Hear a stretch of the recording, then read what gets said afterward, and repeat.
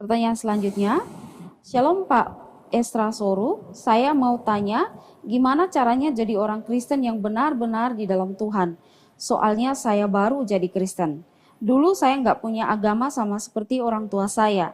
Saya memutuskan untuk mencari jalan kebenaran dan hidup yang kekal.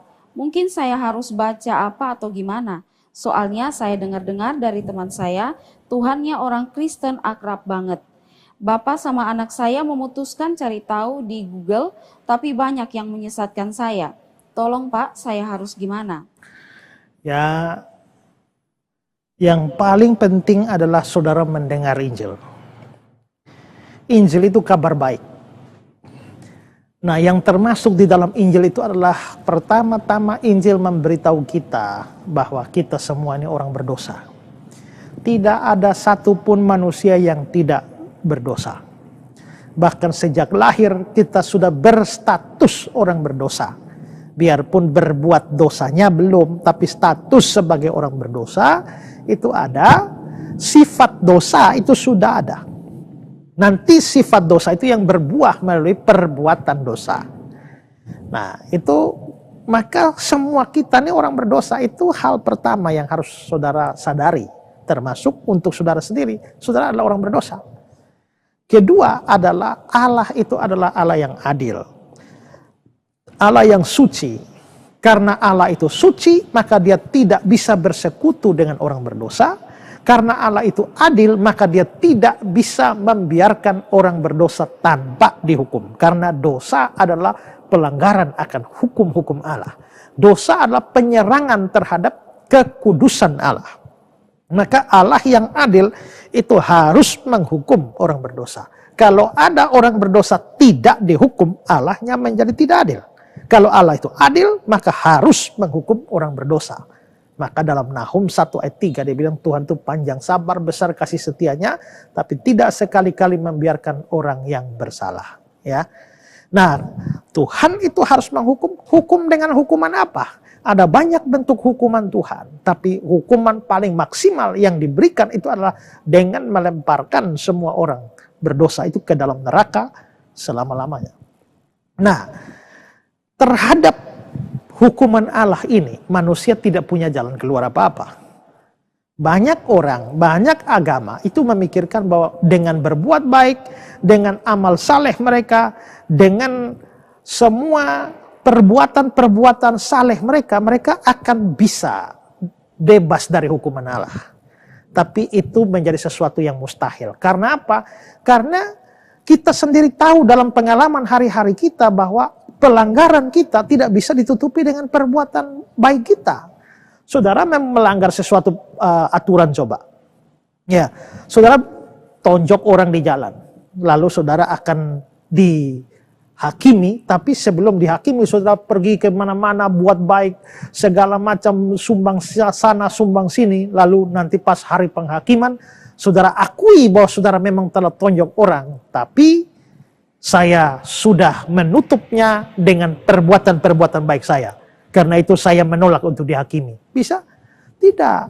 Jadi kamu mau berbuat baik berapa banyak pun terserah, tetapi itu tidak bisa menutupi satu pelanggaran, satu kesalahanmu tidak bisa ditutupi oleh 1000 perbuatan baik pun tidak bisa. Apalagi, saya ulang ya, satu pelanggaran tidak bisa ditutupi dengan 1000 perbuatan baik. Apalagi 1000 pelanggaran. Mana bisa ditutupi dengan perbuatan baik yang lebih sedikit daripada pelanggaran. Kita ini kan pelanggarannya lebih banyak daripada perbuatan baiknya. Bagaimana bisa ditutupi? Maka manusia sebenarnya tidak bisa. Banyak orang, banyak agama di dunia ini selalu berpikir mereka perlu jadi orang baik supaya bisa lolos dari hukuman Allah atau selamat masuk surga. Harus sebaik apa? Banyak orang berpikir juga bahwa mereka bisa bebas atau lolos dari hukuman Allah kalau mereka berhenti berbuat dosa. Jadi pemabuk berhenti mabuk, ya.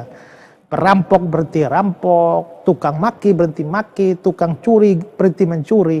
Apakah itu cukup untuk meloloskan dari hukuman Allah? Tidak bisa juga. Kenapa? Karena dosa itu hutang di hadapan Allah. Ya. Kalau dosa itu hutang di hadapan Allah, maka seperti hutang tidak bisa dibereskan dengan berhenti hutang, demikianlah dosa tidak bisa dibereskan dengan berhenti berdosa. Kalau saudara utang sama orang marah, saudara marah-marah, lalu saudara janji, berlutut di hadapan dia, janji, mulai sekarang tidak hutang lagi. Beres masalahnya? Tidak. Hutang itu harus dibayar lebih dulu. Berhenti utang nomor 2, nomor 1 bayar hutang. Berhenti berdosa nomor 2, nomor 1 bayar itu hutang dosa sekian lama yang sudah dilakukan seumur hidup itu. Nah, bayar pakai apa? Bayar pakai nyawa. Karena upah dosa ialah maut. Nah, siapa sanggup? Ya kalau kita bayar pakai nyawa, binasalah kita. Karena itulah maka biarpun orang berhenti berbuat dosa, itu tidak meloloskan dia dari hukuman Allah atas dosa-dosanya yang telah lalu. Apalagi kita ini tidak bisa bilang dosa telah lalu, dosa ke depan juga banyak itu. Maka berbuat baik tidak bisa, berhenti berdosa juga tidak bisa. Mau bikin apa saja, termasuk rajin gereja juga tidak bisa, dibaptis juga tidak bisa, rajin pelayanan juga tidak bisa, kasih persembahan banyak juga tidak bisa. Rajinku yang sebenar tidak hapuskan celah, ratapku dan tangisan tidak beri pengampunan. Darah Yesus saja beri hati baru dan bersih. Itu ayat kedua dari Rock of Ages Clap for Me. Jadi memang tidak bisa. Karena itu kita semua harusnya putus asa dengan ancaman murka Allah. Nah, prinsip berikut adalah bahwa walaupun karena manusia tidak punya solusi apapun untuk lolos dari hukuman Allah, Allah punya solusi. Solusinya adalah dengan memberikan putra tunggalnya datang ke dalam dunia ini untuk menanggung hukuman itu. Jadi dia yang mengambil keputusan untuk menghukum, dari pihak dia sendirilah yang menanggung hukuman itu. Ya. Nah, sehingga itulah sebabnya Yesus perlu datang jadi manusia. Nah, hukumannya karena hukuman dosa itu hukumannya mati, maka Yesusnya harus mati. Itulah sebabnya Yesus mati. Matinya di atas kayu salib. Kenapa di kayu salib? Harus tergantung. Karena menurut hukum Taurat, orang yang terkutuk itu harus digantung.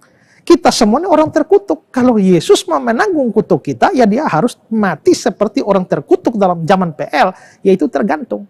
Tapi kalau dia tergantung, bisa taruh tali di leher, lalu ikat di pohon, mati tergantung. Tapi tidak mengeluarkan darah. Menurut surat Ibrani, tanpa penumpahan darah tidak ada pengampunan dosa. Berarti dia harus tergantung dan harus tumpah darahnya. Maka menurut tradisi pada masa itu, jenis hukuman yang memadai untuk menjawab dua persoalan itu adalah penyaliban. Dan karena itulah Yesus disalib. Nah, setelah disalib kan dia berteriak, sudah selesai. Sudah selesai artinya seluruh hutang dosa kita sudah selesai. Dosa lalu, dosa sekarang, dosa yang akan datang. Sudah selesai. Nah, karena dia sudah selesai, maka sekarang undangan diberikan. Siapa yang mau percaya, terima dia sebagai juru selamat dan Tuhan, bukan hanya dibebaskan dari hukuman kekal, bukan hanya tidak binasa, tapi bahkan diberikan hidup yang kekal. Nah, maka menjadi orang Kristen itu kita pasti selamat. Bukan karena pekerjaan kita, tapi karena pekerjaan Allah, pekerjaan Kristus. Bukan karena baiknya kita, tapi karena kasih karunia Allah di dalam Kristus. Maka Efesus 2:8-9 mengatakan ya bahwa karena kasih karunia kamu diselamatkan oleh iman. Itu bukan hasil usahamu, itu pemberian Allah. Itu bukan hasil pekerjaanmu. Jangan ada orang yang memegahkan diri. Nah, itu kira-kira pilar-pilar atau inti-inti Injil. Jadi kalau saudara memang mau mencari sungguh-sungguh mencari keselamatan, maka harus dengar Injil. Kalau saudara yang punya pertanyaan ini, saudara sedang mendengarkan saya, ya, maka saudara bisa mengontak, nanti kita bisa melakukan follow up pada saudara untuk memberikan penjelasan yang jauh lebih dalam dan jauh lebih ketat dari sekedar yang saya sampaikan ini. Ya.